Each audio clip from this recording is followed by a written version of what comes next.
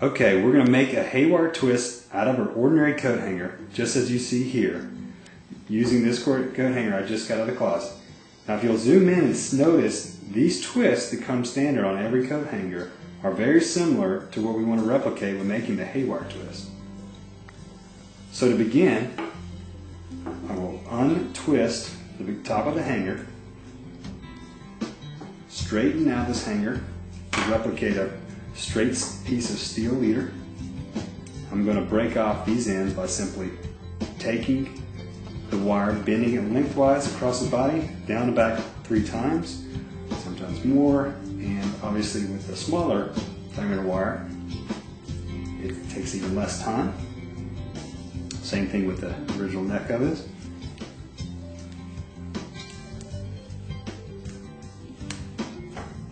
Okay. Now what you want to do, pretend like this is the tag end going through the eye of your hook.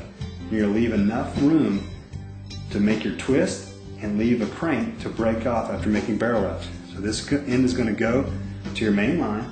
First thing you want to do is create this circle by simply making a bend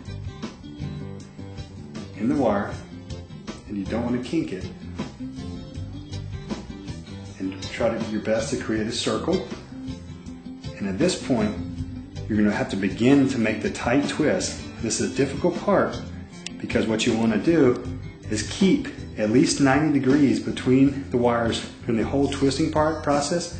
And I have found that even slightly more is beneficial, almost like rabbit ears of the old TV antennas.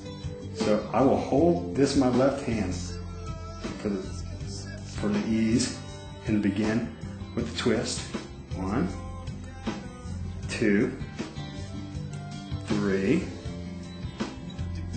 4, 5, and 6. As I finish my last and 6th, I want to straighten this end that's going back to the wire, back to the fishing line, and begin barrel wraps, which are wraps that go continue, say, the same 90 degrees from the main line. You're going to want to wrap at least 5 times around. Once, twice, 3 times,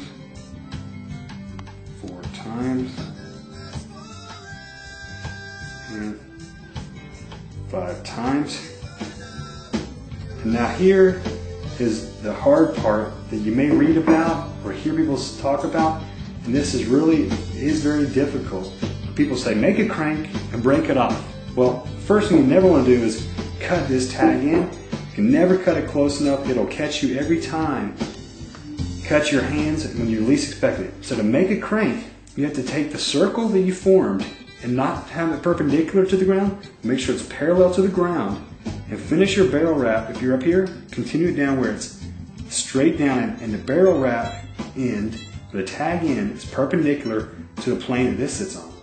Then you take a bend, maybe 2 thumb lengths down, bend this one out 90 degrees to your right. Here's where the crank comes into play.